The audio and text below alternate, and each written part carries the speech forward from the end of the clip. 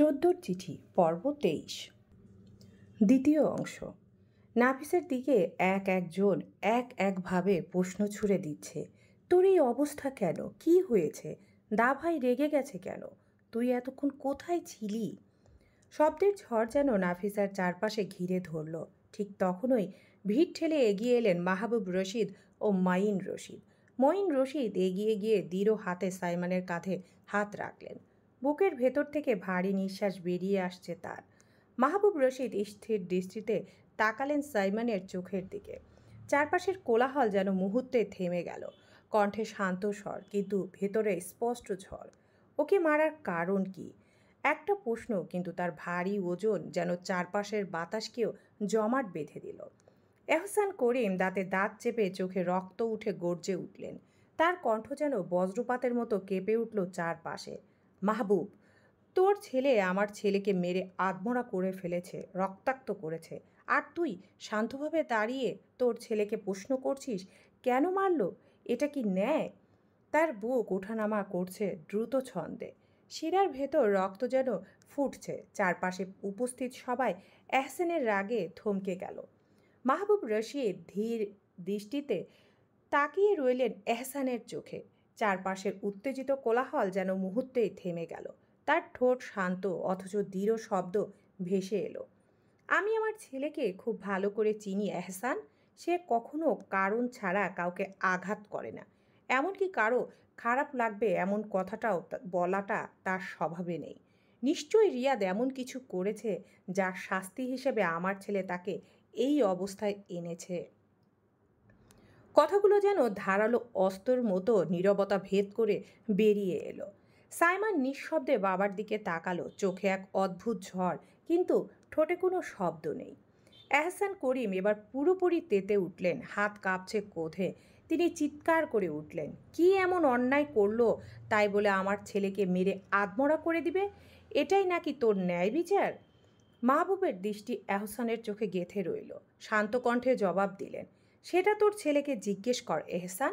আমি আমার ছেলেকে ভালোভাবে চিনি। তারপর সাইমনের দিকে ঘুরে দাঁড়ালেন, গলায় দৃঢ়তার সাথে বললেন, ঠিক কি হয়েছে খুলে বলো। তুমি একজন আইনের লোক, তোমার কাজ ছিল শান্ত মাথায় সমাধান করা, এভাবে মারামারি নয়। হলঘরের বাতাস যেন জমাট বেঁধে গেল। সবার নিঃশ্বাস ভারী হয়ে আসছে। সবাই সাইমনের দিকে তাকালো আসল কাহিনী জানার জন্য। সাইমনের চোখ রিয়াদের দিকে গেল। আগুনের মতো লাল চোখে সে চিৎকার করে উঠল, গলায় কাঁপা কাঁপা শব্দ ছুটে এলো। The bastard dare to touch my little doll, I swear will kill him right here right now. ওই হারামজাদাটা আমার পিচ্চি পুতুলকে ছোঁয়ার দুঃসাহস করেছে। ওই অভিশপ্ত নোংরা শয়তান ওর গায়ে হাত দিয়েছে। ওকে আমি আজ এখানে মেরেই ফেলবো, এখনই। শব্দগুলো বজ্রপাতের মতো প্রতিধ্বনিত হলো চারপাশে। সাইমন হঠাৎ ঝাঁপিয়ে পড়ল রিয়াদের দিকে, চোখে খুনের আগুন, চারপাশে হাহাকার। মাইন রশিদ আর সাইফান দৌড়ে গিয়ে দুই দিক থেকে সাইমনকে চেপে ধরল। ওর বিশাল দেহকে নিয়ন্ত্রণ করা যেন অসম্ভব হয়ে উঠল। ওর ভেতরে মনে হচ্ছে কিছু ভর করেছে। দুইজন মিলে হিমশিম খাচ্ছে সামলাতে। দুজনের হাত কাঁপছে, বুক দপদপ করছে তীব্র চাপে। মাহবুব রশিদ ভুরু কুচকে সাইমনের দিকে তাকালেন, কণ্ঠ ভারী হয়ে উঠল, পিচ্চি পুতুলকে? কথাটা শোনা মাত্রই নিস্তব্ধ ভিড়ের মধ্যে থেকে রিশা এক পা এগিয়ে এলো। গলায় কাঁপা কাঁপা স্বর, কিন্তু দৃঢ়তাও আছে। বড় আব্বু, পিচ্চি পুতুলটা নাফিসা। রিয়াদ 4 বছর ধরে নাফিসার পেছনে লেগেছিল। সবসময় বিরক্ত করত, কিন্তু এবার তো সীমা ছাড়িয়েছে। নাফিসার সাথে জোর করে রেপ করার চেষ্টা করেছিল, দা ভাই সময় মতো না এলে। তার গলা ভারী হয়ে এলো, চোখ দিয়ে অশ্রু গড়িয়ে পড়ল। তবুও দাঁত চেপে শেষ কথাটা ছুঁড়ে দিল, এটা স্বাভাবিকই তো ভাইয়ার এভাবে রিয়্যাক্ট করা। ওই শয়তানটার সাথে এমন না করলে আর কিভাবে শিক্ষা হতো? কথাটা ভিড়ের মধ্যে গর্জনের মতো বাজল। অনেকেই বিস্ময়ে স্তব্ধ। আফিয়া বেগম দাঁড়ানো অবস্থায় কেঁপে উঠলেন। মনে হলো পায়ের নিচে মাটি সরে গেল। দৌড়ে গিয়ে নাফিসাকে বুকে জড়িয়ে ধরলেন, দু হাতে মুখ ধরে বারবার চুমু দিচ্ছেন। বুক ভেঙে যাচ্ছে কান্নায়। মা, আমার মা, তোকে আমি সামলাতে পারলাম না, তোকে আমি আগলে রাখতে পারলাম না। আমি কি তবে তোর মা হয়ে উঠতে পারিনি? আমাকে ক্ষমা করে দে মামুনি। অশ্রু টপ টপ করে পড়ছে আফিয়ার চোখ থেকে। নাফিসা হঠাৎ বুক ভেঙে কেঁদে উঠল, কাপা কণ্ঠে আঁকড়ে ধরল, মামুনি। হলঘরের নিস্তব্ধতা এবার কান্নার শব্দে ভরে উঠল, কিন্তু এহসান করিম আবার দাঁড়িয়ে উঠলেন, চোখ লাল, কণ্ঠে গর্জে বলে উঠল, আমি মানি না, আমার ছেলে এরকম না। আমি আমার ছেলেকে চিনি, নিশ্চয়ই ওই মেয়ের দোষ আছে। রাহুল চুপ করে দাঁড়িয়ে আছে, ওর বিশ্বাস হচ্ছে না রিয়াদ এমন কিছু করতে পারে। শিরিনা করিমও এবার ছেলের মাথায় কোলেতে নিয়ে কান্না ভেজা স্বরে যোগ দিলেন, হ্যাঁ ঠিকই বলছো, আমার ছেলে কখনো এই কাজ করতে পারে না। এই মেয়েই সব দোষের গোড়া। আমার ছেলেকে ফাঁসিয়েছে আমার রিয়াদ। ছেলের বুকের উপর হাত বুলিয়ে দিচ্ছে আর বলছে। তার কণ্ঠ ফেটে যাচ্ছে, চোখ রক্তাক্ত হয়ে উঠেছে কান্না আর রাগে। এই মুহূর্তে সুযোগ পেয়ে সাবিহা খালেদ এগিয়ে এলো। অনেকক্ষণ ধরে সে চুপচাপ ছিল, এবার দাঁড়িয়ে কণ্ঠ উঁচু করে বলল, তোমরা সবাই আগে থেকেই জানো এসব মেয়েরা, এরা বড়লোকের ছেলেদের উস্কানি দেয়, পরে যখন কিছু হয় তখন নিজেদের দোষ সাজায়। সব ধান্দা। নাফিসা অপমানে মাথা নিচু করে ফেলল, চোখ দিয়ে ক্রমাগত পানি পড়তে শুরু করলো। কথা শেষ হওয়ার আগে আফিয়া বেগম চোখে আগুন নিয়ে গর্জে উঠলেন। এক হাতে নাফিসাকে জড়িয়ে ধরে দাঁতে দাঁত চেপে বললেন, আর একটা কথা বললে আমি ভুলে যাব তুমি কে সাবিহা। সাবিহার মুখ থমকে গেল। শিরিনা আবার কেঁদে উঠলেন, আমার ছেলেকে ফাঁসাচ্ছে ওই মেয়েই দোষী, সব ওর জন্য হয়েছে। শব্দগুলো পরিবেশ আরও ভারী করে তুলল। সাইমান এতক্ষণ দাঁত চেপে সবার কথা শুনছিল, হঠাৎ নিজের রাগ আর থামাতে পারল না। বজ্রের মতো গর্জন দিয়ে বিশাল কাচের ডাইনিং টেবিল দু হাতে ধাক্কা মেরে ফেলে দিল।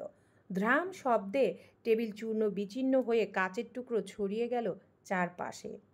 আতঙ্কে সবাই একসাথে চিৎকার করে উঠল। শব্দের অভিঘাতে অতিথিরা কান চেপে ধরল। সাবিহা খালেদ টেবিলের কাছে দাঁড়িয়েছিল, কাচের বড় বড় টুকরো তার পায়ের কাছে এসে পড়তেই সে ভয়ে লাফিয়ে উঠল। চারপাশ মুহূর্তে নিস্তব্ধ। নাফিসার নিঃশ্বাস বন্ধ হয়ে এলো সবার। সাইমান বর্জ্য কণ্ঠে গর্জে উঠল, once more fucking word, I swear you will see the worst side of me. আর একটা বাজে কথা বললেই আমি শপথ করে বলছি তুমি আমার সবচেয়ে ভয়ঙ্কর রূপটা দেখবে। তার কণ্ঠে এমন ঠান্ডা হুমকি ছিল যে পুরো হল ঘরের বাতাস জমে গেল। কেউ সাহস পেল না আর কিছু বলার। তারপর সে তীক্ষ্ণ চোখে তাকালো নাফিসার দিকে। গলা চিরে বেরিয়ে এলো ধমক, উপরে যাও এখনই। শব্দটা বজ্রপাতের মতো আঘাত করলো নাফিসার বুকে। সে চমকে উঠল, চোখ ভিজে উঠল। কাঁপতে কাঁপতে আফিসাকে ছেড়ে দৌড়ে গেল সিঁড়ির দিকে। রুহি, রিশা, জারিন, আফিয়া বেগম, ইমা বেগম আর বিলকিসারা ছুটে গেল তার পেছনে। সিঁড়ি বেয়ে ওঠার শব্দে পরিবেশটা আরও ভয়ঙ্কর নিস্তব্ধ হয়ে উঠল। হলঘরে রয়ে গেল শুধু ভাঙা কাচের গর্জন, রক্তের গন্ধ আর দম বন্ধ করা উত্তেজনা। তাহমিদ ইকবাল এতক্ষণ চুপচাপ দাঁড়িয়েছিলেন, চোখে দৃঢ়তা, মুখে শীতলতা। সবাই অবিশ্বাস আর উত্তেজনায় চুপচাপ। অবশেষে তিনি ধীরে ধীরে এগিয়ে এসে সাইমানের কাঁধে শক্ত হাতে হাত রাখলেন। কাম ডাউন মাই বয়, শান্ত হও আমার ছেলে, তিনি বললেন, কণ্ঠে স্থিরতা কিন্তু চোখে সম্পূর্ণ সাহস ও বোঝাপড়া। তারপর তিনি চারপাশের দিকে তাকালেন। সবাই তাকিয়ে আছে, নিঃশ্বাস থমকে গেছে। সে শান্ত কণ্ঠে বললেন, আমি মনে করি এই বিষয়টি পরিবারের মধ্যে সমাধান করা উচিত। বাকি সব কাজ আইন অনুসারে যথাযথ প্রতিষ্ঠানগুলোর মাধ্যমে হবে। অতিথিরা একে অপরের দিকে চাওয়াচাওয়ি করতে লাগলো, চোখে অদ্ভুত অস্থিরতা, কিছুটা লজ্জা, কিছুটা অবাক ভাব। মুহূর্তেই পরিবেশ শান্ত হলেও ভারী হয়ে গেছে। মাহবুব রশিদ ধীরে ধীরে ধ্যান দিয়ে সবার দিকে তাকালেন। তার কণ্ঠে মৃদু শান্ত স্বর, কিন্তু প্রত্যেক কথায় শোভা পাচ্ছিল শক্তি। মাফ করবেন, আমরা কেউই বুঝিনি এমন পরিস্থিতি তৈরি হবে। আজকে কোনো এঙ্গেজমেন্ট সম্ভব নয়। আপনাদের কাছে আমরা আবারও অসংখ্য দুঃখিত। আশা করি সবাই আমাদের ভুল বুঝবেন না। মাইন রশিদ আর সাইফান অতিথিদের সাথে কথা বলল। একে একে অতিথিরা চলে যেতে লাগলো। পরিবেশ এখন কিছুটা শান্ত, তবে নিঃশ্বাসেও এখনও উত্তেজনার ছাপ। হলঘরে রয়ে গেল কেবল এহসান করিমের পরিবার এবং তাহমিদ ইকবাল, রাজীব ও রাশিদের ঘরের সদস্যরা। তাহমিদ ইকবাল রাজীবের দিকে তাকিয়ে বললেন, রাজীব, দ্রুত অ্যাম্বুলেন্স ডাকো, বাকি কাজ আইন অনুযায়ী হবে। এহসান করিম রেগে গর্জে উঠলেন, চোখ লাল হয়ে, মুখে উত্তেজনা। কি হচ্ছে? বিনা কারণে আমার ছেলেকে মারার পর রেপের দোষ দিয়ে এখন জেলে নিয়ে যাওয়া? আমি সব কিছু নিজে দেখব, কাউকে ছাড়বো না। মাহবুব, যা করলি ভালো করলি না, বন্ধু বলে ছাড়বো না। এই অপমানের সুদে আসলে আমি পূরণ করব। মাহবুব রশিদ মৃদু মুচকি হাসি মুখে, এহসান, তুই ভালো করে জানিস আমি কখনো অন্যায়ের সাথে আপোষ করি না। এত বছরের রাজনীতির কেরিয়ারে নিজের দলকে টিকিয়ে রেখেছি। ন্যায়ের দিকে আমার বিশ্বাস সবসময় অটল। রাজনীতি মানে জঘন্য কিছু করা নয়, সেটা নিজেকে সবসময় অন্যায়ের দিক থেকে দূরে থাকার চেষ্টা করছি। তুই আমাকে ধমকাচ্ছিস, মনে রাখিস কাকে ধমকাচ্ছিস সেটা মাথায় রেখে কথা বলবি। এহসান ততক্ষণে আরও তেতে উঠল, কণ্ঠে ঝাঁঝালো, আমার ছেলের সাথে তোদের বাড়ির মেয়ে বিয়ে আমি ভেঙে দিলাম এখন এই মুহূর্তে। মাহবুব রশিদ হেসে বললেন শব্দ করে, তুই ভাঙবি কি? অনেক আগেই সব শেষ করে দিয়েছি। তুই বললেও কি, না বললেও কি, গেট আউট। এই বাড়ির ত্রিসীমানায় চলো, কাউকে আর কখনো না দেখতে পাই তোদের। রাজীব ফোন দিয়ে অ্যাম্বুলেন্সকে ডাকলো, তার টিম এসে রিয়াদকে নিয়ে হাসপাতালে যাওয়ার ব্যবস্থা করলো। করিম পরিবারের বাকি সদস্যরাও রিয়াদের দিকে এগিয়ে লাগলো। যাওয়ার আগে এহসান করিম আবার দৃঢ়ভাবে সাজালেন, দেখে নেব, কাউকে ছাড়বো না। সাইমান এখনও চুপচাপ দাঁড়িয়ে আছে। তাহমিদ ইকবাল ধীরে এগিয়ে এসে তার কাঁধে হাত রাখল, তোমার উপর আমি চিরকাল পাউট ছিলাম মাই বয়। তারপর আবার বললেন, যাই হোক, চিন্তাভাবনা কাজ ভেবেচিন্তে কাজ করো, মাথা ঠান্ডা রাখো, কয়েকদিন ছুটি নাও, আমরা এখন আসি। মাহবুব রাশেদ এবং মাইয়েন রাশেদের কাছ থেকে বিদায় নিয়ে তাহমিদ ইকবাল ও রাজীব ধীরে ধীরে চলে গেলেন।